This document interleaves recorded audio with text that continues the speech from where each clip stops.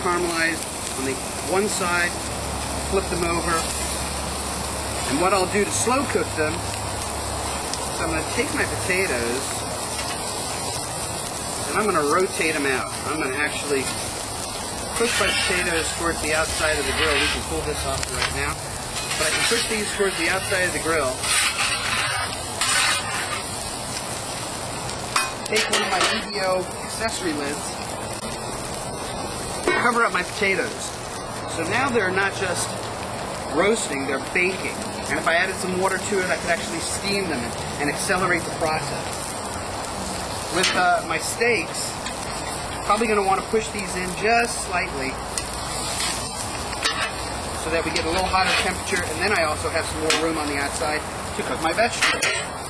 My satays are going really, really well. They're just starting to brown on one side, so we can turn those over. And actually, if you have some kids, it's always nice to have your kids help, and they always want to help. And I think that this grill actually allows for kids to work with you in a safe environment. They're not going to have any open flames. It does get hot around the outside, but it's a safer environment than allowing your children to help you cook in an open flame environment. We got our satays going. Let's get some of this debris off of here. And if you notice, pulling off debris from the steak, and I can just push it right off the edge of the cook surface. Because I have a drip pan that goes completely around the circumference of the cook surface. We also have a waste container that I can push all my debris in. I can empty this at any time. But that's nice and convenient. It makes it for very clean cooking. So now that I wiped off this one area, I might as well start cooking some vegetables. I have some absolutely gorgeous asparagus. I can place this right on the grill, let it start to roast. And unless you have some sort of pan or tin foil over an open flame grill, you're usually going to lose these asparagus. So I can cook this and not have to worry about it falling through the grate. Isn't that beautiful? Let's look at our steaks. Let's see how far they've gone. There you go. Nice crispy caramelization around the outside. Our steak seasoning is being baked directly on. Look at that. Now we've been cooking here approximately 4 to 5 minutes. And during that time I've started cooking my potatoes. Check, look at that. Steaming away. We have pork satay, we have our asparagus going, and our steaks are nicely seared, caramelized on the outside. We're almost done with dinner. Can you believe it? My wife loves it. I don't have pots and pans everywhere. I'm cooking everything on one surface. I'm doing it in a very, very short amount of time. So for quick dinners, this proves you can have healthy, quick dinners. You can have your vegetables and meat and potatoes. Let's liven this up a little bit.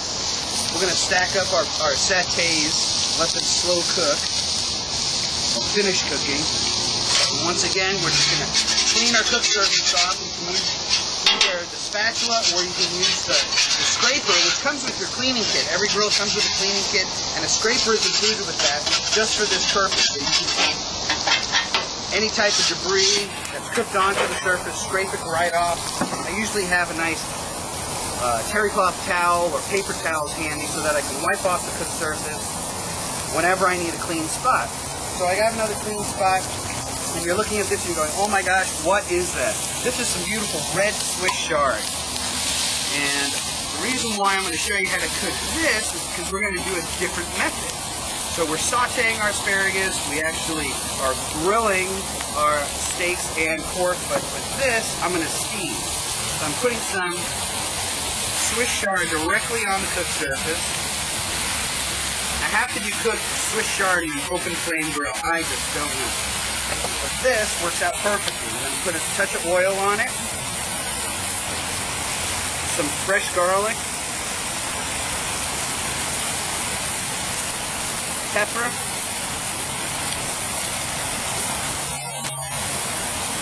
And salt. Put a little bit of salt on our asparagus as well. Since our asparagus is going to have some lemon wedges, so we're going to add a little bit of flavor to those asparagus, a little lemon flavor. I could throw a little bit of garlic on there too, but I just like a little bit of lemon and butter on my asparagus. So now that we have our Swiss chard going, you stir it up just slightly, and you can see how easily it's sauteing on here. You can do this with spinach, kale, mustard greens, collard greens, whatever tickles your fancy. But I like the Swiss chard. It looks beautiful at the store today. So once again, I can take a little bit of my liquid, my braising liquid or steaming liquid, be it water, chicken stock, use a little bit of balsamic vinegar, put a little bit of water on it. I'll take this other lid, and now I'm steaming my vegetables. So a healthy way of cooking is you don't have to use all the butter and oil and everything. Even though olive oil is very good for you, you can actually just steam. If you want to do it as healthy as possible, steaming probably is one of the healthiest ways to eat your vegetables. You're not cooking out all the nutrients, and all you're doing is cooking it through. You can see this asparagus. See how it's getting nice and brown, bringing out the natural sugars of the asparagus, and it's cooking through. So I think right now we've been cooking for about 6 or 8 minutes, and my dinner is just about done. I have asparagus, I have some beautiful potatoes, my pork satay appetizer is almost done. I've got my steamed Swiss chard and beautiful T-bone steaks. Nothing easier than this.